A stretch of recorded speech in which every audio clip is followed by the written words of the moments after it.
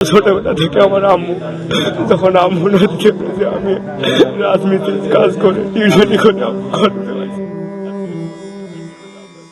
এই তরুণের কান্না কষ্টের নয়, বরং কোনো ধরনের ঘুষ ছাড়া সম্পূর্ণ মেধা ও যোগ্যতার ভিত্তিতে বাংলাদেশ পুলিশে চাকরি পাওয়ার আনন্দে কাঁদছেন তিনি। মাত্র ১২০ টাকা খরচ করে পুলিশের ট্রেনি রিক্রুট কনস্টেবল পদে প্রাথমিকভাবে নির্বাচিত হয়েছেন সাতক্ষীরার ৫৮ জন তরুণ তরুণী। তাদের প্রত্যেকের জীবনের গল্পগুলো ভিন্ন, তবে নিজেদের এই পর্যন্ত নিয়ে আসতে রীতিমতো সংগ্রাম করতে হয়েছে তাদের। আর সে কারণেই ফলাফল প্রকাশের পর খুশিতে আবেগ আপ্লুত হয়ে পড়েন তারা। আমার বাবা খুব দীর্ঘদিন আমি খুব কষ্ট করে মানুষ হয়েছি, আমার কোনো সামর্থ্য হয়েছে পড়ালেখা করার মতো। আমি একজন হতদরিদ্র পরিবার সন্তান, সকলকে তো কথা সে মনে বলে লাগবে না। আমার আম্মু কষ্ট করে মানুষ করেছে। আলহামদুলিল্লাহ, আল্লাহর কাছে লাখ লাখ কোটি কোটি শুকরিয়া। বিনা টাকায় আল্লাহর রহমতে চাকরিটা পাইছি। ২৪ সালের মার্চ মাসে আমি যখন ভাইবা থেকে বাদ পড়ছি, আলহামদুলিল্লাহ আমি হাল ছাড়িনি।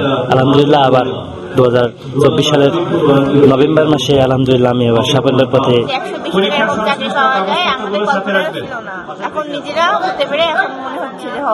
আমি অনেক খুশি যে আমার কোনো টাকা পয়সা কিছু লাগে, নিজের মেধায় চাকরি পাইছি, সবকিছুর জন্য আলহামদুলিল্লাহ। পুলিশে নিজেদের যোগ্যতা ও দক্ষতাকে কাজে লাগিয়ে দেশের সেবা করার পাশাপাশি পরিবারের পাশে দাঁড়ানোর প্রত্যয় এই তরুণ তরুণীদের। অনেক কষ্টে এ পর্যন্ত এসেছি। আমার লেখাপড়ার খরচ পরিবহন করতে গিয়ে আমি রাজমিস্ত্রির কাজ করেছি, সাথে টিউশনি করিয়েছি এবং বিভিন্ন সময় কামলা দিয়েছি। পরিবারে আমরা ৩ বোন, আমার বাবা একজন ড্রাইভার, সে মোটরসাইকেল চালায়, আর এই পুলিশে চাকরি পেয়ে আমি খুব খুশি।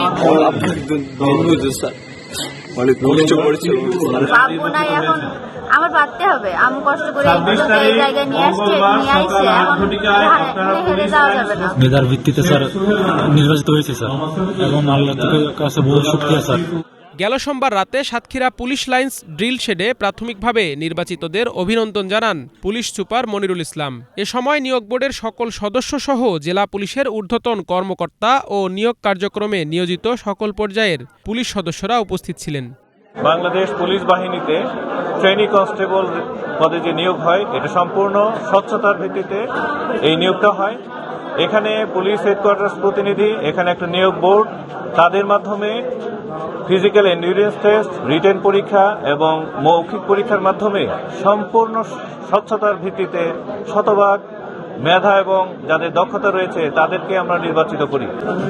আমরা এই পরীক্ষার শুরু থেকে মাইকিং করেছিলাম এই সাতক্ষীরা জেলার ৮টি থানা এলাকাতে, যে কেউ যেন প্রলোভন দেখে কোনো প্রতারক চক্রের ফাঁদে যেন পা না দেয়। এই জন্য ইলেকট্রনিক মিডিয়াতে এবং সাংবাদিক বন্ধুদের মাধ্যমে আমরা প্রচারণা করেছি, কেউ যেন অবৈধভাবে যেন কোনো লেনদেনের সাথে না জড়ায়, এবং আমরা কোনোভাবে যদি জানতে পারি তাহলে তার বিরুদ্ধে আইনি পদক্ষেপ গ্রহণ করব।